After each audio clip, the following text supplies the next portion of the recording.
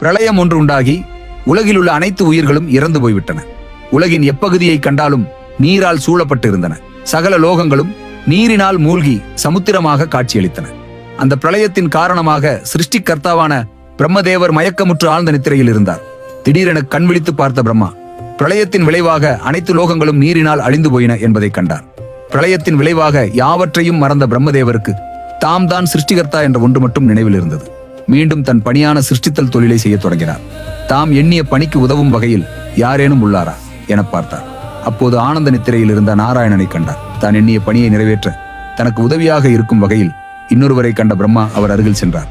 நித்திரையில் இருந்த நாராயணனை எழுப்பி, சர்வ உலகங்களும் அழிந்துள்ள இந்த தருவாயில் நித்திரையில் ஆழ்ந்திருக்கும் நீர் யார்? நித்திரையில் ஆழ்ந்த ஸ்ரீமன் நாராயணன் யாவும் மறந்தவராக காட்சியளித்தார். பின்பு சிறிது காலத்திற்கு பின் யாம் யார் என்றும் தம்முடன் உரையாடுபவர் யார் என்றும் அறிந்த ஸ்ரீமன் நாராயணன் என்ன குழந்தாய் வேண்டும் என வினவினார்.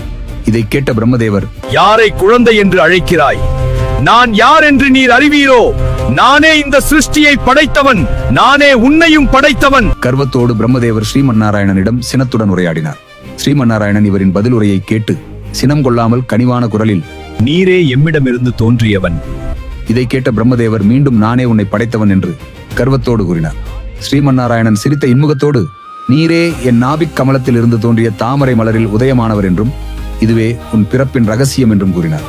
இதை சற்றும் ஏற்றுக்கொள்ளாத பிரம்மதேவர் எதிர்வாதம் புரிந்தார். இருவருக்கும் இடையில் இருந்த உரையாடல் கடும் வாக்குவாதமாக மாறியது. அவ்வேளையில் அக்னிஸ்வரூப ஜோதி உருவத்தில் ஆண்டத்தின் பரம்பொருளான சிவபெருமான் லிங்க வடிவில் தோன்றினார். இதை கண்ட இருவரும் தம்மை விட சக்தி கொண்ட இன்னொருவர் இருக்கக்கூடும் என அறிந்தனர். அவ்விருவரும் தங்கள் வாதத்திற்கான மூல காரணத்தை கூறி நீரே இதற்கு தீர்வு வழங்க வேண்டும் என்று வேண்டினர். அப்போது லிங்க ரூபத்தில் இருந்து ஒரு அசரீரி உருவாகியது.